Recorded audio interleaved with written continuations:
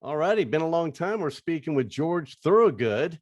George, thanks for joining us with us on a Zoom call here in Tucson, Arizona. Our pleasure. Okay, where are you calling from? Where are you at right now? Are you in home out east? Well, I swore on the oath with the government not to give the whereabouts of my location. Okay, well, I understand that. When you're a fugitive from injustice, you got to be careful. You know what I'm saying? Absolutely. That. So let's talk about what we're here to talk about, this re-release of Live in Boston 1982, the complete concert. I believe the original came out in 2010. You're putting out a new one with 12 new songs. I know you've had a few other live albums. Why did you guys focus on this show and this album in particular? Well, the powers to be, it wasn't even a real project of mine. It was more of a project of our organization and the record company. They put it out. We were kind of in between records at the time, and I guess they must have taken off or they got a good response. So they still had the rest of the concert we did that night, and I didn't realize we played that many songs. Yeah, what was it, 27? Was that? Was it something like 27 songs or something like that? Well, that's a lot of songs, Larry, when you only know how to play 3. That's stretching the rubber band pretty far. Anyway, that's their decision. So yeah, here we are with Live in Boston Volume 2 to be continued. A bunch of unreleased stuff that wasn't on the original one. So they found it, they remastered it. I just listened to it earlier today. They sent me a link, and I'm amazed at how good, when you think about here we are in 2021, how good the sound quality from something from 30, 40 years ago still sounds today. You must have had a fantastic rig out there that night. Well, do with the technology today and the things that they can do with stuff. If they've restored, like they've restored things from the past, like the great speeches of Dr. King and people like that. They've restored that so people can watch it and enjoy it and bring it up to spec so people can watch it and understand it, because the technology was different then. Now let's just think about this, Larry. Forget about the Destroyers for a minute. Just think of all that great live stuff that might be laying around someplace, by live stuff by like maybe the Doors or James Brown or people like that. I'm sure there's researchers going out and trying to find that stuff, because they can restore just about anything now. I mean, they can grow hair on a billiard ball these days, So, I'm thrilled not only they could do it with us, but I'm encouraged and I want to, be an advocate of that and saying, well, why don't you go find some of this other stuff? I bet there's brilliant stuff of Live by the Mothers of Invention or just about anybody if you look hard enough. Probably even going further than that too. What we got, So would you ever go back and listen to your old live recordings? Or is it kind of like, I hear a lot of actors won't watch their movies once they do it. You do? Now, I listen to them sometimes. I'll get someone to send me a song that I had just heard, never heard it before, or something I need to hear again to see what it's about. What's your point? Well, I'm just wondering, do you ever hear something and you go, wow, I didn't realize I did that. Maybe I should do that again. Or wow, I'm glad I don't do that anymore. What do you get out of it when you hear an old performance from something from a few decades ago? Or is it just a cool time capsule for you going, wow, it brings me back in time? In order to get the tune across, the quality has to be there. So nowadays, a lot of stuff, they say it's been remastered, it's been this, and someone say, well, I don't want to hear it. And then I remembered seeing some really great stuff that young people, younger than me anyway, very young, couldn't quite comprehend it because their eyes weren't connecting to it, because they were used to color or Technicolor, things like that. So when things were fuzzy and in black and white, they weren't quite picking it up. And that happens with music too. They'll hear the pops and cracks and all that kind of thing, and which we were used to when we were a kid, because that's all we knew. Vinyl. To restore it, and now those things look really powerful. Now you got a lot of younger people understanding what people like Robert F. Kennedy said, or what Luther King said, or a live performance by someone, because they can get the technology to soup it up so the eyes and the ears pick it up. All right. So this album is out already, came out in December from what I understand, and it's available on a 4 LP set. And it's the first time it's been available on vinyl. When you guys originally released. Yeah, well, I'm reading here that it's the first time it's released on vinyl. That I guess when you originally put out in 2010, it was CD only. Well, we did one on a vinyl in 2009. Oh, We did okay. a, we did a record called The Dirty Dozen, Okay.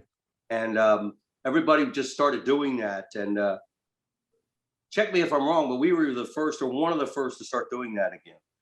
And well, the first person we gave the record to of all people was Bob Dylan. Oh, wow. Yeah, he was really delighted too. He was really sweet about it. Well, these record collectors now, there's people looking for vinyl and new vinyl all the time now. And you got kids, millennials now purchasing vinyl records where I thought it was a dead art, but thankfully it seems like it's coming back. Well, I always like albums, because somebody'd be standing at the bus stop, or they'd be standing holding, so you'd see an album and it would say on it, Steve Miller's, greatest hits or whatever, and you go, oh, Steve Miller. But when the product is only about this big, you Hmm. can't see it, so you don't know what the person's got in their purse or in their pocket. Besides, when they put out the cassettes, the CDs were okay. When the cassettes came out, and I go, well, this is no good. And they said, why, George? I said, it's too small. I got a big name. I can't put my autograph on this. That's so true. So we brought out the records. I said, now you're talking. Well, yeah, when they started doing MP3s and everything, I thought that was just horrible because I used to buy the record, buy the CD, buy the vinyl, and I would read the liner notes, look at all the pictures that came along with it. Nowadays, these kids don't get that stuff because it's on an MP3 or a stream. Well, it's another thing too, though, Larry. You understand something? The age I'm at, when you got those records, um, time was a great commodity. Nowadays, there's just not enough time in a day or night to do everything. I've had careers of people in movies and records just pass me by because it's just so much. So you got to be able to. For instance, I got a record, a CD by somebody, Hmm. brand new, and I put it on and I listened to the first song, and then the second song came on, and I didn't really care for that, so I clicked through that one. Then I listened to click through that one. I didn't give the album a chance because the technology, I could skip through it really fast. Hmm. So when you had a vinyl record, it was all the way on the other side of the room. You put the needle on it, and then you Uh-huh. go, I got to go all the way over there to put the next song. So eventually you listen to the whole record because you just got tired of getting up and moving it. So something's gained, something's lost. I might have missed some good music. You got to give the record time, and then Hmm. you say, but I don't have that kind of time anymore. You come home from school at 3 o'clock in the afternoon. Mom and pop didn't get home from work until 5 o'clock. You had 2 hours to listen to the new, Jay Giles record or whatever. You know, Hmm. just that just doesn't happen anymore. No, nowadays they click, click, click, next, next, next. They give it very few. You can lose them in a note that fast if they're not interested. Where the old days, I had to listen to the whole thing, and then I was actually able to discover a lot of new music that way as well. I don't know if the kids can discover it that way today. Well, let's do this, Larry. Let's start on a whole new shoe here, okay? Okay. So let's try to refrain from saying in the old days. Let's say in the Okay, you got it. In the past. Yep. I don't know how much I go for that. So let's try to say in the past. Is that good with you? I'm absolutely fine with that. Yeah, at my age, I'm fine with that as well. So, hey, so one thing I know about you is you are a road warrior. You guys are always on the road. You're always touring. I'm reading that you got a new tour starting up in May. It looks like. Is that Would still you- going? Yeah, that's what it looks like. According to the press release I got, is that true? Larry's talking about a lot of cool stuff. So just wondering if you guys are hitting the road in May, or what's it been like for a band like you, a musician like you? You're used to being in front of a crowd every single night. COVID hits, sidelines a lot of bands, sidelines you. Um, what's that been like for you? Because I know that I've seen you quite a few times. I can see the joy you have performing in front of a crowd. What's it been like for you? It's been okay. I mean, I'm not thrilled. I mean, I'm we're very concerned about all the suffering in the world, that's going on. That's the main issue here, isn't it? About the pandemic. I mean, this is a crisis, Yeah. worldwide crisis. And you have to take that into consideration first Hmm. and stop moaning about your own situation about, oh gee, I'm missing playing on the road. I said, well, if something like 500,000 people have lost their lives, it's more like I'm saying, well, I miss them. Yeah. That's the first thing I think of. I go, oh my goodness gracious, these people are going. So I'm just trying to bide my time. Yes, of course I like to be out there playing live. I mean, nobody wants to play live better than me. I'm the biggest ham in the world. You know that. But when I really try to sit down and reason with this thing, I go, well, put your feelings on the sidelines here. This is the real deal here that we're talking about. This thing could destroy the planet. I mean, think about that. Between that and the global warming, there's bigger issues than George Thorogood out there wiggling his butt playing Who Do You Love, okay? Understandable. Any plans for a tour now that it looks like the vaccine is starting to roll out and, hopefully herd immunity kicks in here soon? Or is that on hold until we know for sure what's going on? Yeah. Well, we're hoping for the best. Everybody's trying to move in the right direction. It's just there's too much at stake here not to get this thing working. I mean, people are out of work. There's just millions and billions of dollars that's being lost. It's not just about commerce, but people need money. You need money to keep the world going. Finance. Oh, yeah. People got to pay their mortgage. A lot of motivation here. First is, of course, to save lives, of course, and then number two is, well, we got to get the planet rolling again. We got to get that cash income coming. And it's not a matter of we got to get the cash income so I can go buy a new Cadillac. No, the cash has to come in, the flow has to come in.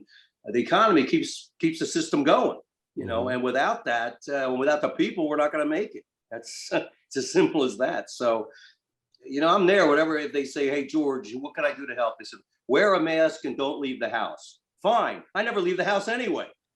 And I got a face made for a mask right here. Well, at least you got this new live album, the new reissue of the Boston, Live in Boston 1982, the complete concert. So people can sit at home and listen to that and remember the past and have a good time with George Thorogood and the Destroyers. Yeah. Well, it's nice. It was so long ago, though, Larry, when they asked me, like, well, what was going through your mind then? I go, what? That was 100 years ago. But usually when I got through one thing in my mind before saying, well, I want to perform well for these people, but the ticket, I want to make sure everybody leaves, nobody gets hurt. True. That's where I was like, did anybody get hurt that night? No, then it was a great night. Yeah, everybody had a good time. That's the goal, including you and the band. Well, I tell you this, people come to see the Destroyers to drink beer, not to be crying in their beer. True. Absolutely. Yep. And you guys always play. So speaking of, you got this new live album, this reissue of the Boston album. Are you working on new music during the lockdown, during the pandemic? Have you worked on anything new, or is it music? Thankfully, no. Really? I remember doing a show a few years ago, Larry. I walked out on the stage and I said, well, here we are, people. We're not going to do any new material tonight. And everybody went, yes. So no new album in the works at this point. You never know. I mean, it never stops. It's like Frank Zappa once told me, it's a disease, George. So you're always thinking ahead and saying something. There's no end to the rainbow, really. You never know when something's going to pop up. I would not like to say that we're never going to work. I'm always working on something. Okay. Whether it sees the light of day, that's a different story. Okay. That's or in our case, it ever sees the stars at night. So what have you been doing? Have you been reconnecting with friends? I mean, I know you're always on the road over the last year. What have you been doing pandemic wise? You already mentioned that you've been staying at home a lot and wearing a mask, but have you, what does George Thorogood do to bide the time when you're not on the road?